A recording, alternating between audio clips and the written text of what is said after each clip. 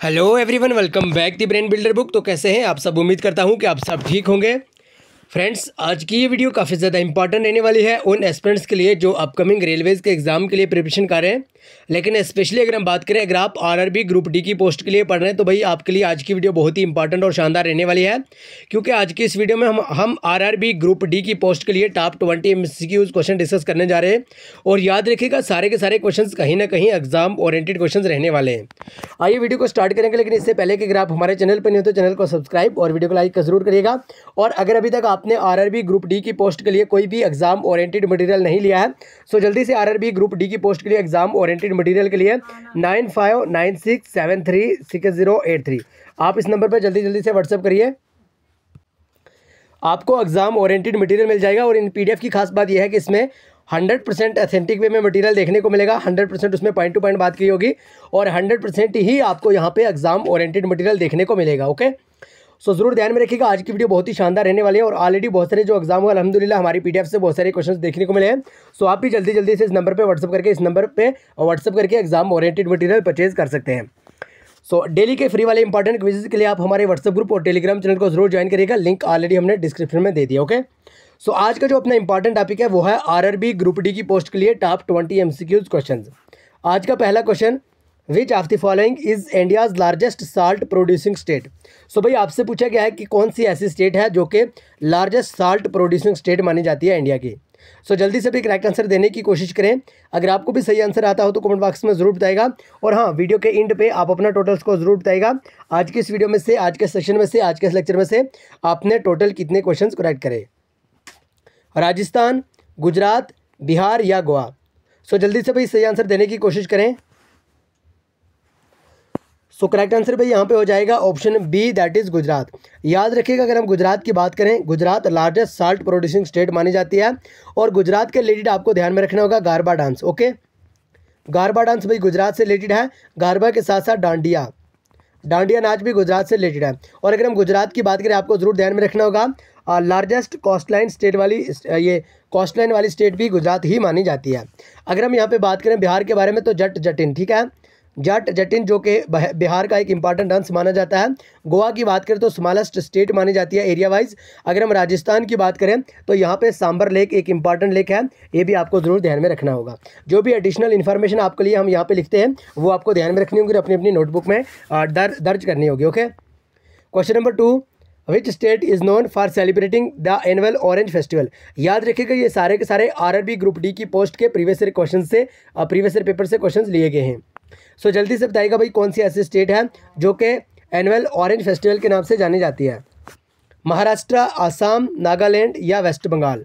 सो correct answer भी यहाँ पे हो जाएगा option C, that is Nagaland. याद रखिएगा, अगर हम बात करें नागालैंड, यहाँ पे करेक्ट आंसर हो जाएगा। और आसाम के बारे में आपको ध्यान में रखना होगा, लार्जेस्ट टी प्रोड्यूसिंग स्टेट मानी जाती है।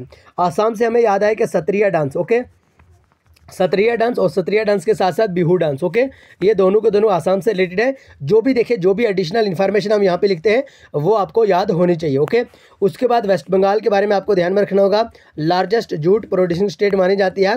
और वेस्ट बंगाल की अगर हम बात करें, ये कुछ इंपॉर्टेंट पॉइंट्स आपको जरूर ध्यान में रखने होंगे। ओके, नेक्स्ट क्वेश्चन है question number 3, project elephant was launched by the government of India in which among the following years.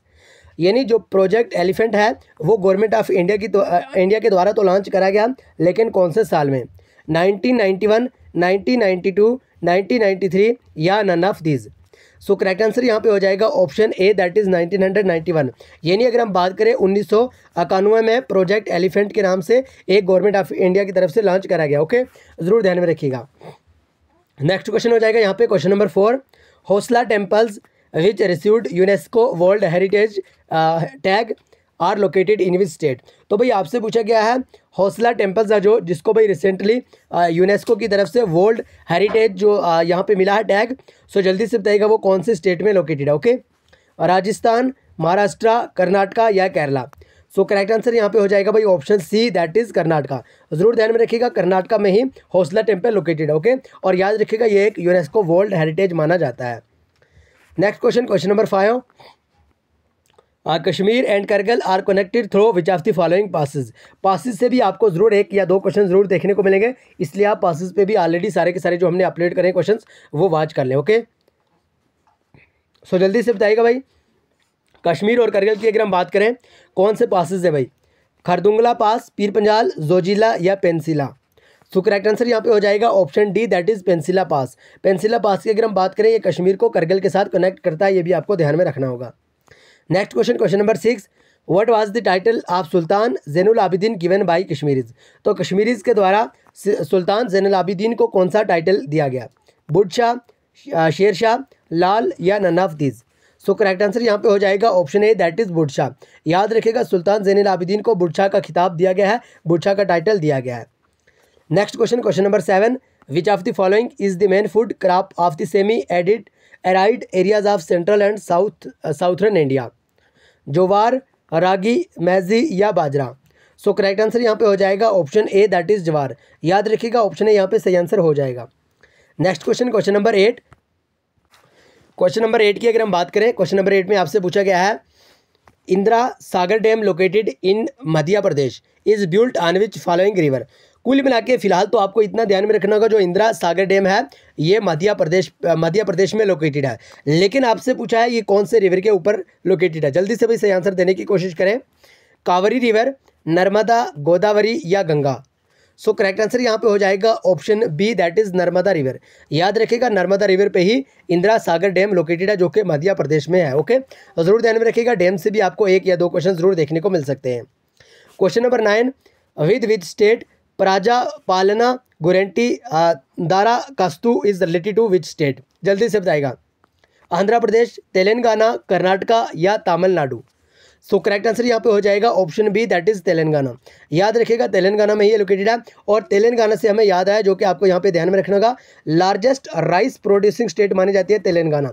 अगर हम बात करें, बहुत सारे स्टूडेंट यहाँ पे वेस्ट बंगाल पे टिक करते हैं, लेकिन अगर हम बात करें इन 2024 यानी 2024 की सर्वे के अकॉर्डिंग तेलंगाना पहले नंबर पर आ जाता है राइस प्रोड्यूसिंग स्टेट के मामले में। ओके, और कर्नाटका की बात करें तो यक्षगाना, कर्नाटका की बात करें तो यक्षगाना आपको जरूर ध्यान में रखना होगा, जो कि डांस का है वहाँ का। आंध्र प्रदेश की अगर हम बात करें, सो जल्दी से करेक्ट आंसर दीजिए, यहाँ पे बताइएगा आंध्र प्रदेश से रिलेटेड कौन सा इंपॉर्टेंट डांस है। ओके, और अगर हम बात करें यहाँ पे तमिलनाडु की, तो तमिलनाडु से आपको भारतनाट्यम याद रखना होगा, जो कि क्लासिकल डांस है। ओके, और जो यहाँ का एक फेस्टिवल है भाई जालीकाटू के नाम से, ठीक है, वो भी आपको यहाँ पे ध्यान में रखना होगा। Next question, question number 10, what is the highest peak of western Ghat. जल्दी से बताइएगा भाई। देखिए, जिस भी क्वेश्चंस का आंसर आपको आता हो साथ साथ में कमेंट बॉक्स में भी लिखते रहें, इससे ये होता है कि आपको अपनी प्रिपरेशन का कहीं ना कहीं पे अंदाज़ा हो जाता है। और हाँ, ज़रूर कमेंट बॉक्स में बताइएगा आप कौन सी स्टेट या यूटी से हमारी वीडियो को वॉच कर रहे हैं, मानामाला, डोडा बीटा, अनाईमुडी या नन ऑफ दीज।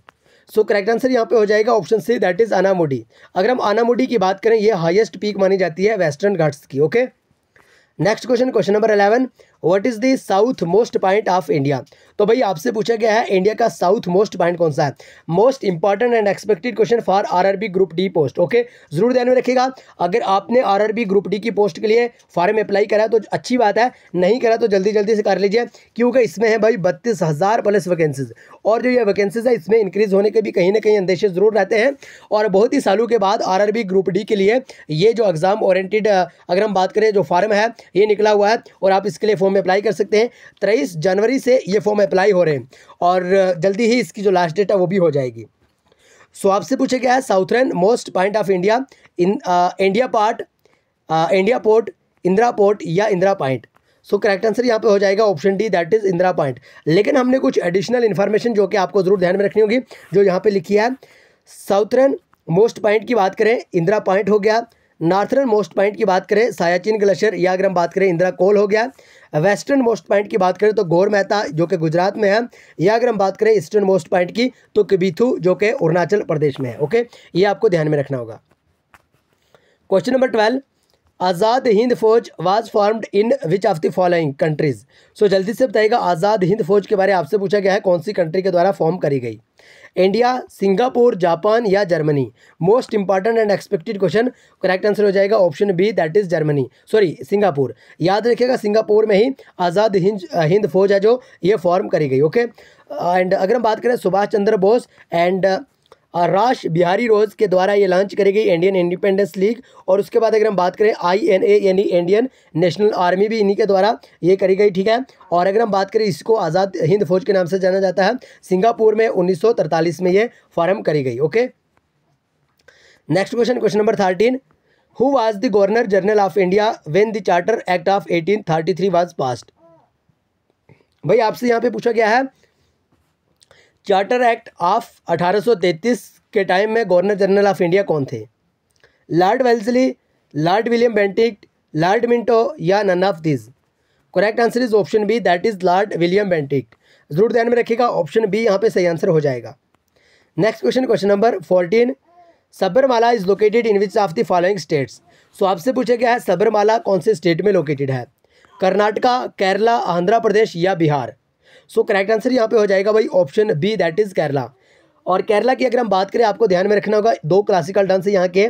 एक है भाई मोहिनीअट्टम, मोहिनीअट्टम के साथ साथ आपको ध्यान में रखना होगा कथकली, ठीक है, कथकली ध्यान में रखिएगा। कथकली और मोहिनीअट्टम ये दोनों के दोनों केरला से रिलेटेड है। Okay, next question number 15, the Tibetan river Tsangpo enter India through the state of. यानी तिब्बतन रिवर है जो संगपो, ठीक है, ये इंडिया में जब इंटर होता है कौन से स्टेट से होता है, बिहार, असम, अरुणाचल प्रदेश या गुजरात। सो करेक्ट आंसर भी यहाँ पे हो जाएगा option C, that is Arunachal प्रदेश।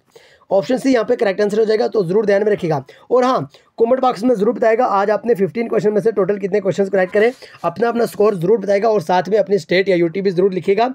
और अगर अभी तक आपने RRB ग्रुप डी की पोस्ट के लिए एग्जाम ओरिएंटेड मटेरियल नहीं लिया, सो जल्दी से 9596736083 आप इस नंबर पर जल्दी से व्हाट्सअप करिए।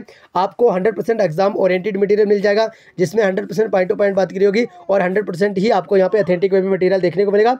हमारे मटेरियल की, हमारी PDF की खास बात यह है कि आपको यहाँ पे बहुत सारे जो रिसेंटली एग्जाम हुए, अल्हम्दुलिल्लाह हमारी PDF से बहुत सारे क्वेश्चन देखने को मिले। सो आप भी जल्दी से व्हाट्सअप पे मैसेज करके हमारी PDF ले सकते हैं। और अगर हम बात करें यहाँ पे देखिए जो हमने यहाँ पे कास्ट रखी हुई है, इसके लिए मिनिमम सा प्राइस रखा हुआ है, जो कि आप यूँ कह सकते हैं कि भाई 100 से भी कम रखा हुआ है। और इसकी खास बात यह है कि भाई देखिए हमारा जो ये चार्ज है इसको पे हर एक पोर से पोर स्टूडेंट भी इसको पे करके लाभ उठा सकता है। ओके, सो जरूर हमें व्हाट्सअप करिएगा इस नंबर पे। बाकी टेलीग्राम और व्हाट्सअप ग्रुप को ज्वाइन करने के लिए लिंक ऑलरेडी हमने डिस्क्रिप्शन में डाल दिया, वहाँ से ज्वाइन कर सकते हैं। सो आइए आज की वीडियो को यहीं पे खत्म करेंगे, मिलेंगे नेक्स्ट वीडियो में, तब तक के लिए bye bye, take care, love you all. लेकिन चैनल को सब्सक्राइब और वीडियो को लाइक जरूर करिएगा।